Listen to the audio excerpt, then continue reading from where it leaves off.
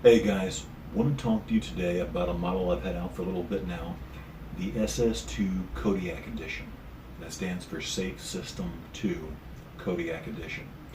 The Safe System 2 is simply a size upgrade and a little bit of features added on to the original Safe System, which was the survival, adventure, field, and exploration knife.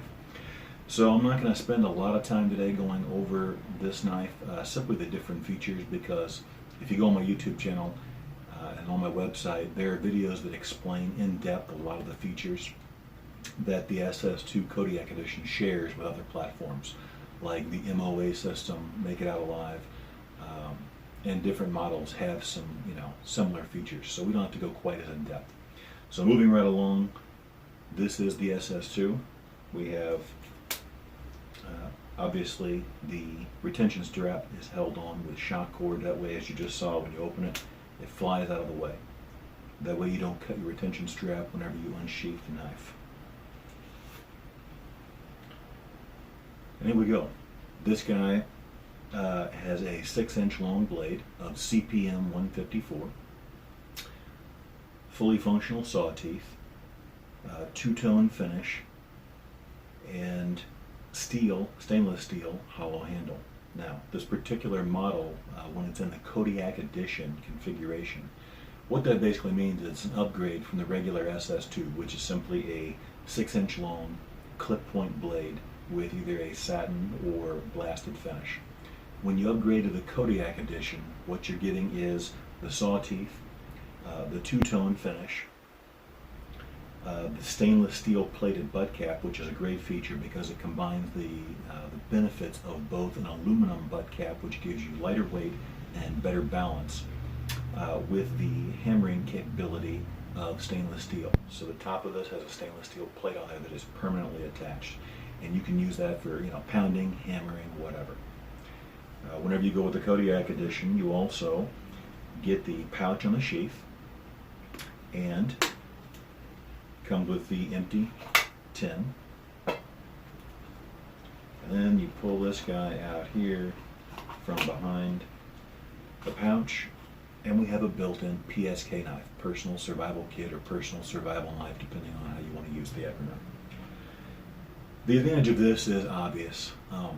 There are sometimes whenever a knife like this may just be a little bit more than you need. Let's say you're getting a splinter out, or you're doing some fine carving, or you have to cut something that you know is going to destroy your edge, and you don't want to lose your edge in your primary knife.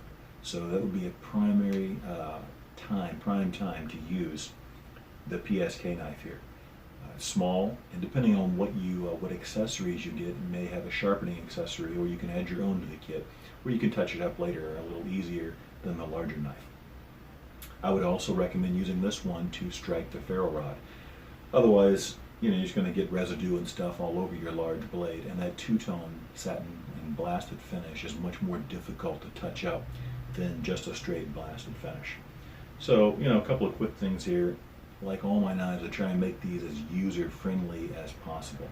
This has fully radiused edges all the way around, except for the spine, which is left sharp, only so you can strike your ferro rod. Personally, I prefer it to be rounded all over, but this is radiused in every possible way you can hold this, except for the spine right there. We have shock cord here to hold it on. There's actually quite a nice little friction fit on the sheath. So, the shock cord really is a secondary retention system. I have it kind of snug. All these things are going to be really tight and snug when they come from me because they're new. The leather hasn't broken in yet, the shock cord hasn't broken in yet, so on and so forth. But it will loosen up with use and give you really comfortable retention. Same thing with this. These things tend to be, the retention strap tends to be really snug when you first get it. After you use the knife a couple of times and it breaks in, it loosens up pretty nice. A couple other quick things. Again, I try and make these as user-friendly as possible. So instead of having to take off your whole belt, boom, this has a lift the dot snap. Love these, can't say enough good about them. Raise this up, you can put it right on your belt, put it right back on there. And again, I think I've gone over this in other videos, but the idea of having this bolted on here is, number one, it gives you the security of 4 bolts holding this sheath here, rivets, screws, whatever you want to call it, holding the sheath together as opposed to just stitching. And if you ever damage this unit, instead of having to break the whole sheath down to replace that, we can just take off the screws, make a new one, and put it on there, and you're good to go. Or you can change up the style to one maybe you prefer better as opposed to the belt loop. Same thing down here. This is left exposed for a reason. One of the accessories you can get for my knives is a sail needle, or an all sewing type needle that threads into the butt cap. It's part of the S.A.F.E line of accessories. So ostensibly, if something was to happen and you tore off your tie down loop on the bottom of your sheath, you could use either 550 cord, the inner strands, or something else as thread, and re-stitch this or make a new tie down loop for your sheath. I try and make these things as user serviceable as possible, and even field repairable as possible, because they're meant to be tools to be used, not just to go on a shelf. This particular model, it doesn't come with this on its own, but the customer requested it. It has the little compass pouch that goes over your head. This one doesn't actually have the compass in it right now, but I've gone over this a number of times. Everybody likes to have the compass and the butt cap.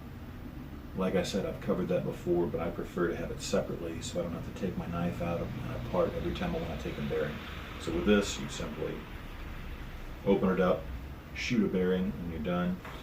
Boom, you pull it down, locks it over, that covers and protects the compass, and you can just drop it right back down the inside of your shirt. On the inside here of the butt cap, we have a couple of different features here, real briefly. Number one, this divot is machined in there, so you can use this as a bearing block for a bow drill fire or whatever other type of primitive fire starting method you may want to use. So the idea would be you hold, instead of having to make a bearing block out of wood, you have this ready-made aluminum one. You simply use this as the bearing block, and it's going to last a lot longer than a wood bearing block does whenever you start your bow drill. The other thing being, it saves you a little time. You don't have to fabricate every single piece. So we have the ferrocerium rod that screws in here. And a quick note on these, you've got to make sure these ferro rods they're very brittle. So you have to be careful, especially this 3/16 diameter size is not real beefy, but even the larger ones tend to be brittle. So what you don't want to do is just hold onto the cap. You want to hold the cap like this in your hand and support the ferro rod with your index finger like that. Otherwise, if you hold it from the cap and you strike it, it's going to pop off right in front of the steel there where it's supported, every time. So support it with your finger, and then take either the big knife or the PSK knife, and you want to strike from about the second third on down. Use the last 2/3. Every time, unless you're really practiced and skilled with it, every time you get closer to that joint, that's going to be the weakest spot because it's supported by steel on this side, and it's not on this side. So if it breaks anywhere, it's probably going to tend to be right there. So again, support it with your index finger, and then boom, strike, and you should be good to go. Okay, that pretty much covers the options on this, the Kodiak edition. Again, if you have any further questions, feel free to email me or drop in the comments or whatever you want to do. But I think you will like this model. It's very effective. To me, the S.A.F.E system, the original S.A.F.E 1, is probably about the most practical and usable hollow handle knife that I make. But in my opinion, in my mind, whenever you step up to the SS2, you're carrying a little bit more weight. There's a slightly thicker and larger guard. There's a slightly heavier handle, but you're also getting a lot more capability in the sense that you've got a larger blade, so you've got a little bit more length and reach and everything else. You also have saw teeth that you can use for whatever purpose you want, and you also get the possibility or the capability of the PSK knife in the sheath. There's just not enough room to do that on the S.A.F.E system 1. It gets a little too tight. So all in all, it is really a great package.